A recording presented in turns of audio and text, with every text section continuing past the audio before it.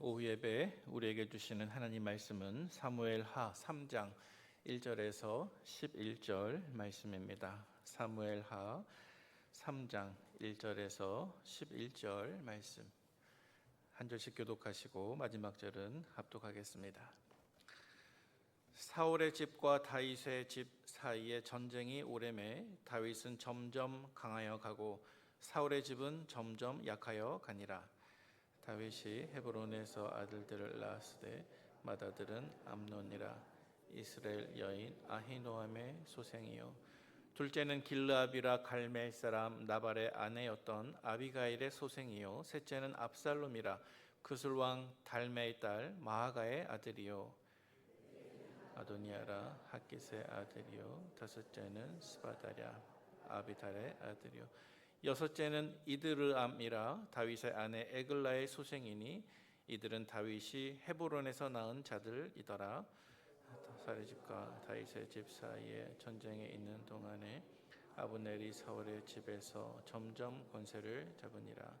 사울에게 첩이 있었으니 이름은 리스바요 아야의 딸이더라. 이스보셋이 아브넬에게 이르되 내가 어찌하여 내 아버지의 첩과 통간하였느냐 하니 아브넬이 이스보셋의 말을 매우 분하게 여겨 이르되 내가 유다의 개 머리냐 내가 오늘 당신의 아버지 사울의 집과 그의 형제와 그의 친구에게 은혜를 베풀어 당신을 다윗의 손에 내주지 아니하였거늘 당신이 오늘 이 여인에게 관한 허물을 내게 돌리는도다. 여호와께서 다윗에게 맹세하신 대로 내가 이루게 하지 아니하면 하나님이 아브넬에게 벌 위에 벌을 내리심이 마땅하니라. 그 맹세는 곧 이 나라를 사울의 집에서 다윗에게 옮겨서 그의 왕위를 단에서부터 부활세바까지 이스라엘과 유다에 세우리라 하신 것이니라. 함께요. 이스보셋이 아브넬을 두려워하여 감히 한마디도 대답하지 못하니라. 아멘. 네, 계속해서 사무엘하 말씀을 같이 살펴보겠습니다. 자, 먼저 1절 말씀을 다시 한번 제가 봉독해 보겠습니다. 사울의 집과 다윗의 집 사이에 전쟁이 오래매 다윗은 점점 강하여 가고 사울의 집은 점점 약하여 가니라. 자, 1절 말씀이 무엇을 말씀하고 있습니까? 먼저는 사울의 집과 다윗의 집 사이에 전쟁이 오래되었다.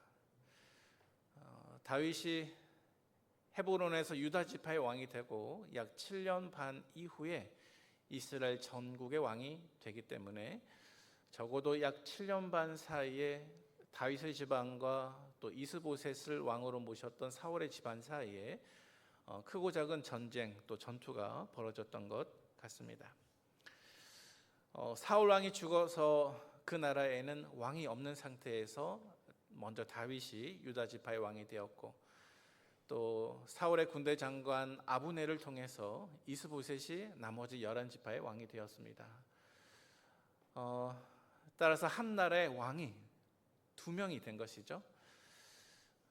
여러분, 나라는 하나인데 왕이 2사람이다. 이것은 그렇게 탐탁지 않은 일이 될 것입니다. 한 국가의 왕이 2사람이 있어서는 매우 곤란하게 될 것입니다. 자, 그런데 여러분, 이것을 우리의 영적인 삶에 한번 적용을 해볼까요? 어쩌면 우리의 영적인 삶 속에도 이와 같은 원리가 똑같이 적용될 듯 합니다. 한 나라의 왕이 2 이상 있으면 곤란해지는 것처럼 어쩌면 우리의 영적인 생활, 영적인 삶 속에서도 왕이 2 이상 있을 수가 없는 것입니다.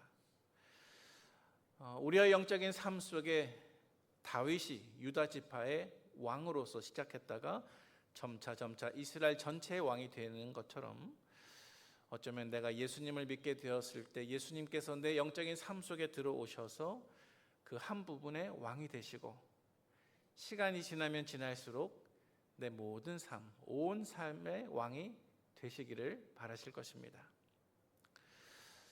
어쩌면 영적으로 말해서 내 안에 사울 왕이 죽었음에도 불구하고 제가 영적으로 말씀드립니다.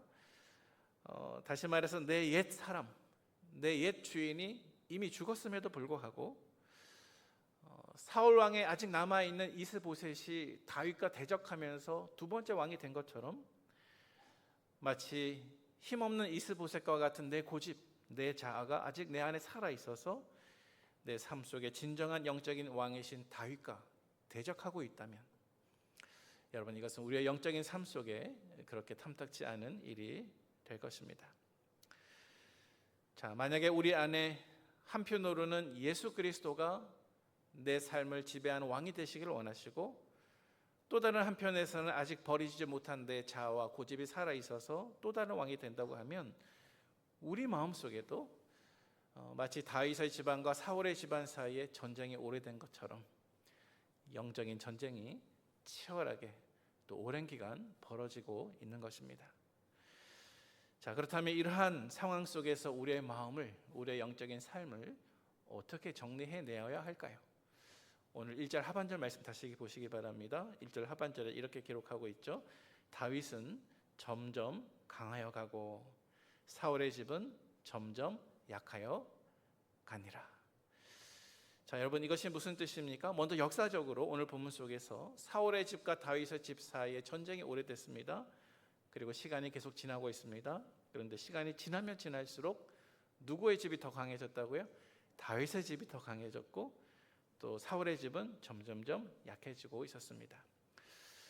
역사적으로 말해서 이렇게 힘의 균형이 다윗의 집안은 점점 강해지고 사울의 집안은 점점 약해지고 이 역사적인 사실은 단지 다윗의 군사력이 강했기 때문만은 아니었을 것입니다.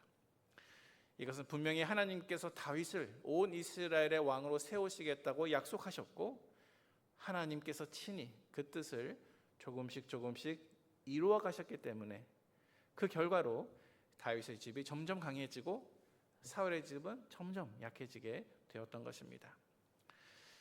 자, 이것을 우리의 영적인 삶에 한번 적용해 볼까요? 여러분, 우리의 영적인 삶 속에서도 왕이 두 분 있으면 안 되는 것입니다. 만약 우리 속에 예수님께서 왕이 되셨다고 하면, 그리고 예수님께서 왕이 되시고 우리의 영혼의 생활에 시간이 조금씩 흘러간다고 하면 이제 그 사람 속에서 일어나야 할 일이 자명합니다.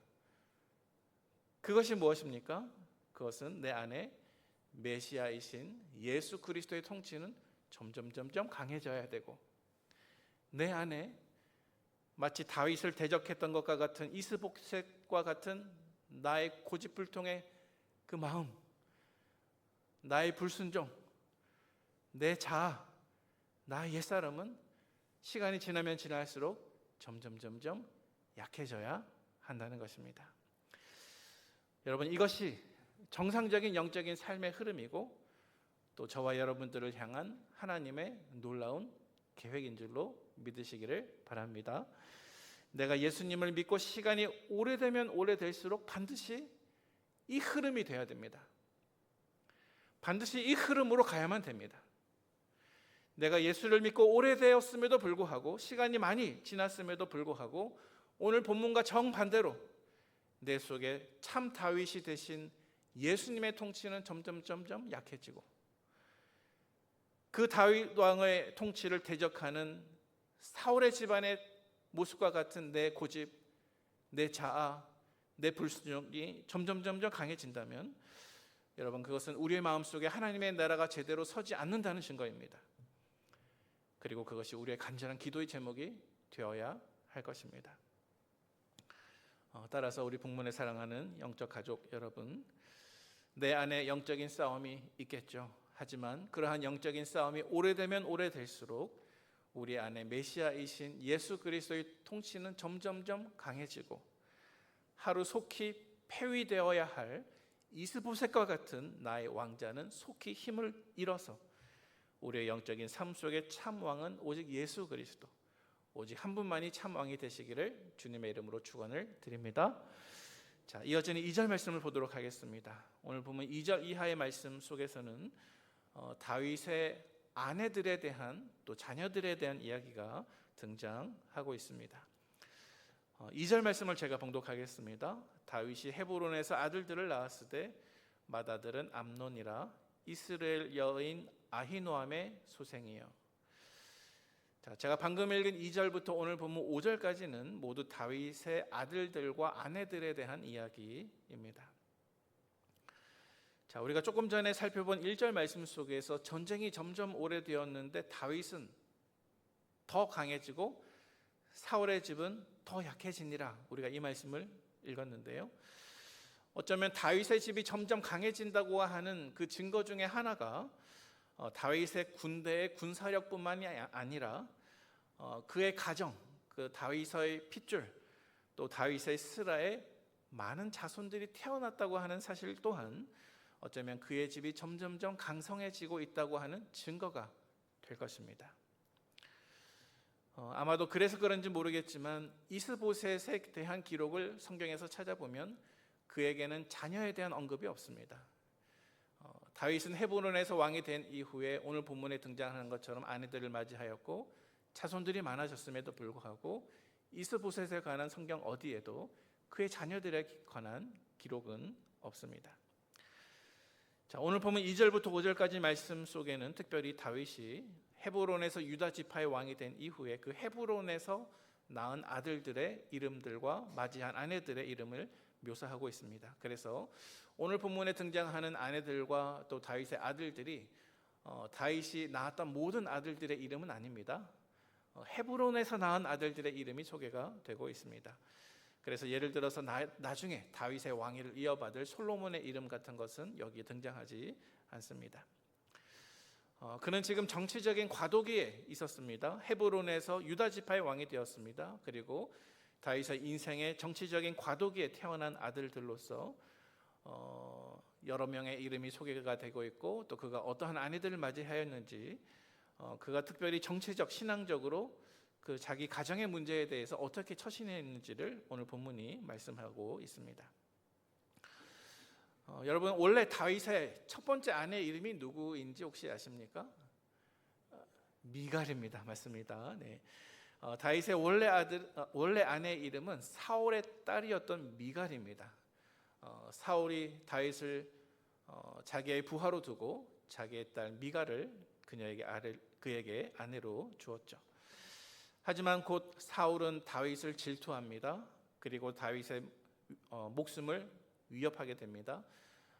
다윗은 도망자 신세가 되었습니다. 그래서 왕궁에서 빠져나와 이곳저곳으로 떠돌이 신세가 되었습니다. 그리고 이러한 과정 속에서 사울은 다윗에게 주었던 미갈을 다른 사람의 아내로 주게 됩니다.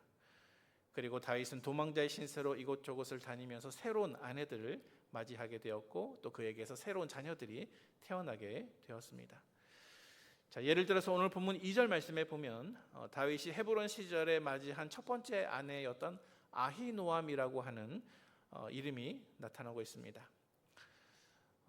이 아히노암은 오늘 본문에 보니까 이스르엘 출신이라고 되어 있습니다. 이스르엘 여인 아히노암. 자, 그런데 성경에 보면 이 이스라엘이라고 하는 지명은 이스라엘 전체 지도에서 저 북쪽 지역에도 이스라엘이 있고요, 또 남쪽 지역에도 이스라엘이라고 하는 똑같은 지명이 등장을 합니다. 자, 그런데 본문의 정황을 보면 여기서 아히노암은 아마도 이스라엘 남부 유다 지파의 땅인 특별히 산악 지역이었던 이스라엘 여인으로 그렇게 이해가 됩니다. 자, 그래서 다윗은 이 아히노암과 결혼함으로써 이스라엘 남부 유다 산지 지역의 집안들과 관계를 더 확장해서 맺게 됩니다. 자, 다윗의 결혼의 또 다른 예를 보면 오늘 본문 3절 말씀을 예를 들 수가 있는데요. 3절 말씀 우리 같이 한번 읽어보겠습니다. 시작. 둘째는 길르압이라 갈멜 사람 나발의 아내였던 아비가일의 수생이요, 셋째는 압살롬이라 그술 왕 달메의 딸 마아가의 아들이요. 네. 자, 다 살펴볼 수는 없으니까 3절 하반절 말씀에 보시면 다윗이 맞이했던 아내 가운데 그술 왕 달메의 딸 마아가라고 하는 아내의 이름이 등장하고 있습니다. 이 마아가는 다윗이 맞이한 아내 가운데 유일하게 공주였습니다. 유일하게 왕의 딸입니다. 그리고 그의 아버지는 3절 말씀에 보니까 그술 왕 달메라고 되어 있습니다.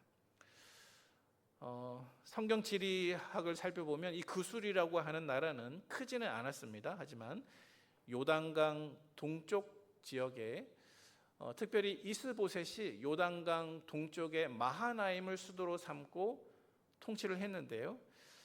이 이스보셋이 수도로 삼았던 마하나임보다 조금 더 북쪽에 이 그술이라는 왕국이 있었습니다. 자, 그런데 다윗은 이 마아가라고 하는 여인과 결혼함으로써 그술이라고 하는 왕국과 평화의 관계를 맺게 됩니다. 그리고 어쩌면 이것이 마하나임에서 통치했던 이스보셋에게 불편감을 주었을 것입니다. 왜냐하면 지도를 보면 마하나임이 있고 그것과 굉장히 인접한 지역에 그술이라고 하는 왕국이 북쪽에 놓여 있었거든요.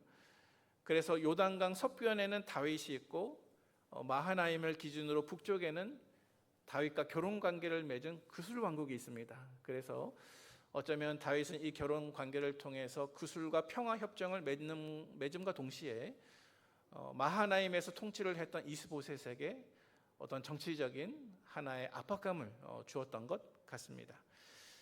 그래서 다윗은 이런 식으로 헤브론에서 왕이 된 이후에 가정을 이루었고 아들들을 낳았고 또 자기의 처세를 해나가게 되었습니다. 자, 오늘 본문에서 그 다음 이어지는 본문은 6절 이하의 말씀인데요. 6절 이하의 말씀은 사울 왕의 군대 장관이었던 아브넬의 행동에 관한 말씀이 기록되어 있습니다. 6절 말씀의 주인공은 아브넬이고 사실 오늘 설교 전체의 주인공이기도 한데요. 자, 오늘 본문 6절 말씀을 우리 같이 한번 읽어보도록 하겠습니다. 시작. 사울의 집과 다윗의 집 사이에 전쟁이 있는 동안에 아브넬이 사울의 집에서 점점 권세를 잡으니라.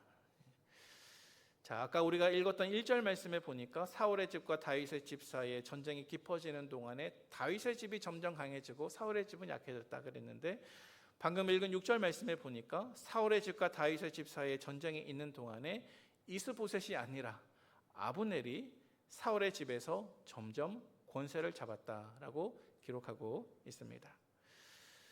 자, 여러분, 이 말씀 속에 등장하는 아브넬이 어떤 인물이었습니까? 우리가 지금까지 살펴보았지만 이 아브넬은 죽은 사울 왕과 사촌 관계입니다. 그리고 사울이 왕으로 있을 동안에 이스라엘 전체 군대의 군대 장관이었습니다. 다시 말해서 이스라엘 전군의 총사령관에 해당이 되었습니다. 그는 매우 용맹스러웠고 사울 왕과 함께 여러 차례 전투를 치루었습니다. 자, 그는 사울 왕이 죽었을 때에 사울 왕의 남아 있는 아들인 이스보셋을 직접 데려다가 왕으로 세웠습니다.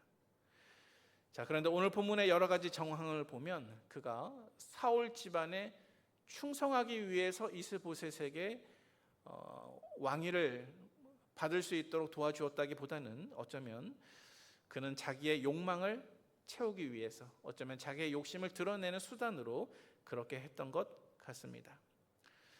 자, 그래서 사울 왕이 죽고 왕좌가 비어 있고 다윗이 유다 지파의 왕이 되었을 때 이 아브넬은 분명하게 하나님의 뜻이 무엇인지 알고 있었습니다. 이미 하나님께서 다윗에게 기름을 부으시고 이스라엘 전체의 왕으로 삼으실 것이라고 하는 것을 물론 오늘 본문 속에서도 그 고백이 나오지만요, 분명히 그는 알고 있었습니다. 그러나 그는 하나님의 뜻에 순종하지 않습니다. 하나님의 뜻은 다윗이 온 이스라엘의 왕이 되는 것임에도 불구하고 그는 사울 왕의 남아있는 아들 이스보셋을 데려다가 그를 왕으로 세우고 그 배후에서 모든 권세와 권위는 자기가 직접 행사를 하게 되는 것입니다. 자, 그래서 그는 자기의 욕망을 조금씩 드러내었습니다. 그 욕망이라고 하는 것은 힘없는 왕자 이스보셋을 왕으로 세운 다음에 그 배후에서 마쿠에서 조금씩 자기가 권력을 주무르는 것이 이 아브넬이 갖고 있었던 욕망이었습니다. 자, 그런데 여러분, 이 아브넬의 모습을 우리가 묵상하면서 이 아브넬의 모습 또한 우리 삶 속에 영적으로 한번 묵상해보고 적용할 수 있을 것 같습니다. 여러분, 우리의 영적인 신앙생활 속에서도 우리는 분명히 알고 있습니다. 예수님께서 우리 마음속에 왕이 되시고 싶어 하신다는 사실을 알고 있습니다. 예수님께서 우리의 영적인 생명과 삶 속에 진정한 왕이심을 이미 깨닫고 있습니다. 그런데 우리는 어쩌면 아브넬처럼 그 뜻을 이미 잘 알고 있으면서도 그 뜻에 순종하기보다 내 마음에 있는 욕망을 먼저 내세웁니다. 내 마음에 있는 욕심을 먼저 채우기 위해서 참 왕이신 예수님의 통치에 순종하지 않습니다. 내 마음의 욕망을 먼저 내세웁니다. 자, 따라서 여러분, 우리는 내 마음속에 어떠한 행동이나 말이나 어떠한 결정을 내릴 때마다 우리 자신들에게 한번 이렇게 질문을 던지면 좋겠습니다. 내가 지금 하고자 하는 이 행동과 말과 결정이 하나님의 뜻인가? 아니면 나의 욕망인가? 하나님의 뜻일까? 아니면 나의 욕심일까? 만약 이 질문 앞에서 하나님의 뜻이 무엇인지 잘 알면서도 나의 욕망과 욕심을 선택한다고 하면 여러분, 바로 그 순간 우리는 영적으로 아브넬과 똑같은 사람이 되는 것입니다. 자, 따라서 우리는 영적으로 아브넬이 되지 않기를 주님의 이름으로 축원을 드립니다.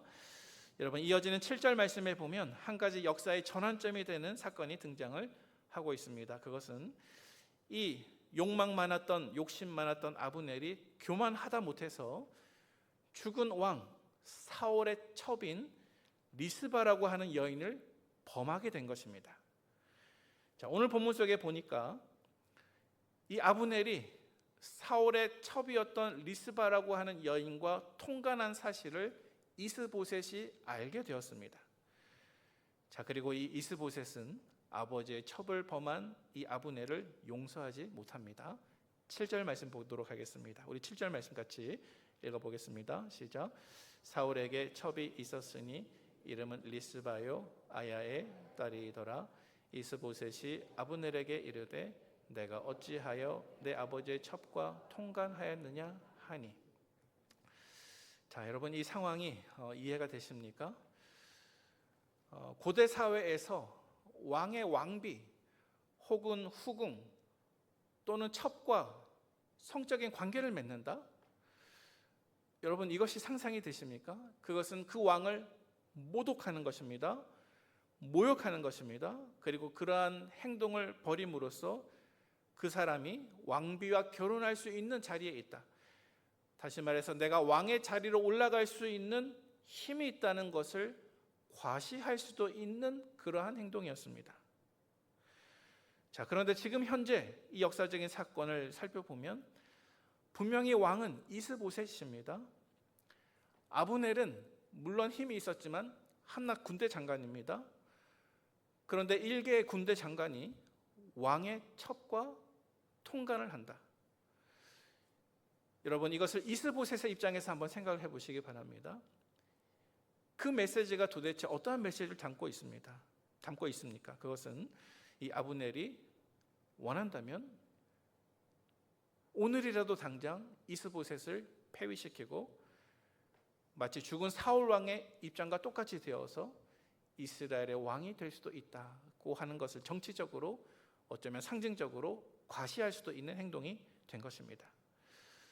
따라서 이스보셋의 입장에서 이 아브넬의 행동은 왕이었던 내 아버지의 첩과 관계를 맺는다?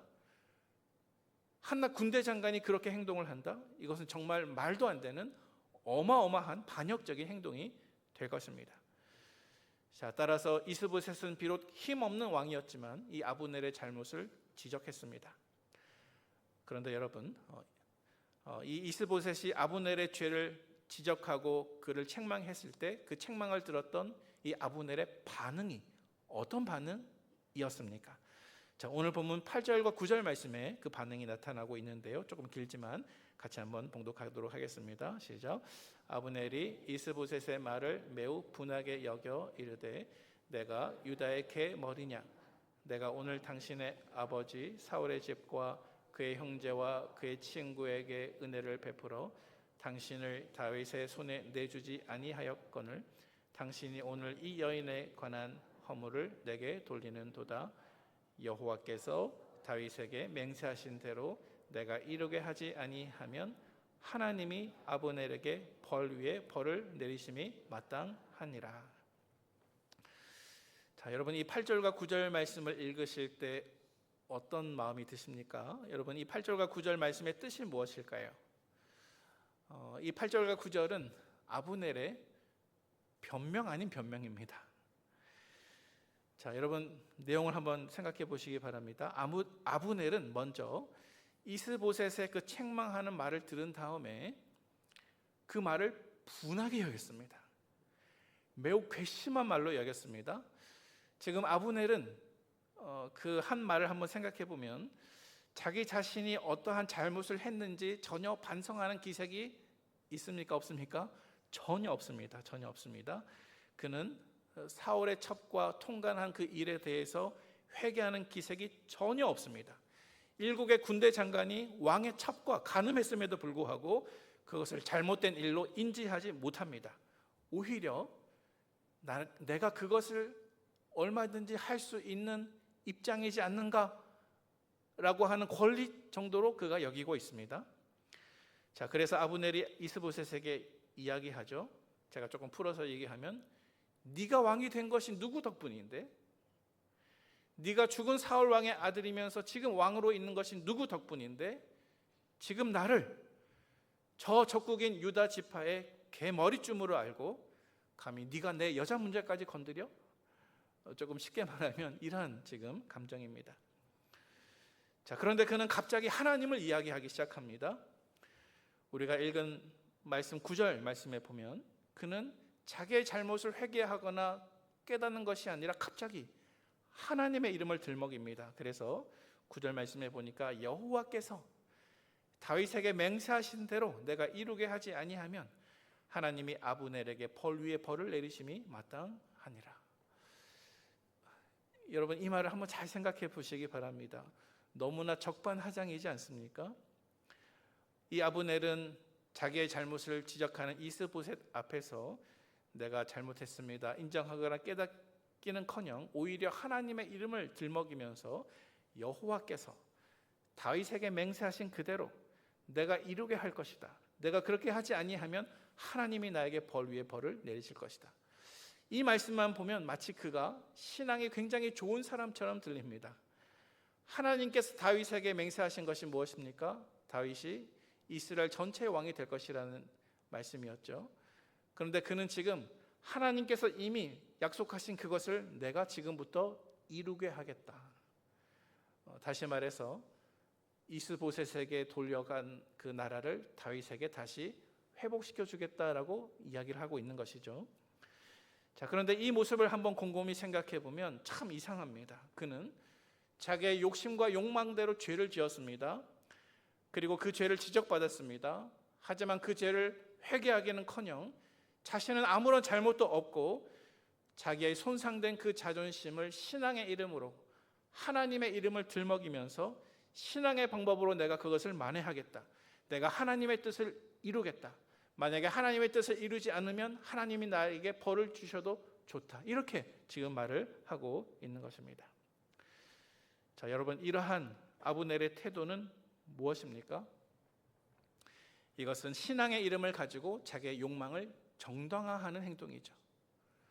하나님의 이름을 사용해서 내 욕심을 충족시키는 행동이라고 해석할 수가 있겠습니다. 여러분 오늘 본문 말씀 속에서 아브넬이 내가 반드시 행하겠다고 한 그 하나님의 뜻은 무엇입니까? 10절 말씀에 그 뜻이 나오고 있는데 우리 10절 말씀 같이 한번 읽어보겠습니다. 시작. 그 맹세는 곧 이 나라를 사울의 집에서 다윗에게 옮겨서 그의 왕위를 단에서 브엘세바까지 이스라엘과 유다에 세우리라 하신 것이니라 하매. 자, 아브넬은 여러분 질문을 던질게요. 여러분 아브넬은 하나님의 뜻을 이미 알고 있었습니까? 몰랐습니까? 이미 알고 있었습니다. 그는 이스보셋을 이스라엘 11지파의 왕으로 세우기 이전부터 이미 하나님의 뜻을 알고 있었습니다. 그런데 오늘 본문 말씀에 보니까 그는 사울의 첩과 간음을 저지른 이 일을 계기로, 그리고 그 일에 대해서 이스보셋에게 책망받았던 그 일을 계기로 그제서야 다윗을 하나님의 뜻대로 이스라엘의 왕으로 인정하고 받아들이겠다고 말을 하고 있는 것입니다. 만약 그가 처음부터 이스보셋을 왕으로 세우지 않고 처음부터 다윗의 군대와 싸우지 않고 하나님의 뜻이 무엇인지 분별해서 그 나라를 다윗에게 돌아갈 수 있도록 협력해 주었다고 한다면, 여러분, 우리가 지금까지 살펴본 것처럼 사무엘하 1장 2장 말씀에 나타나는 그 수많은 전쟁들, 전투들, 피 흘림은 없었을 것입니다. 그 누구도 죽지 않고 하나님의 뜻이 평화로운 방법으로 앞당겨지게 되었을 것입니다. 하지만 그는 자기의 잘못을 회개하지도 않습니다. 다만 그는 욕망대로 움직였습니다.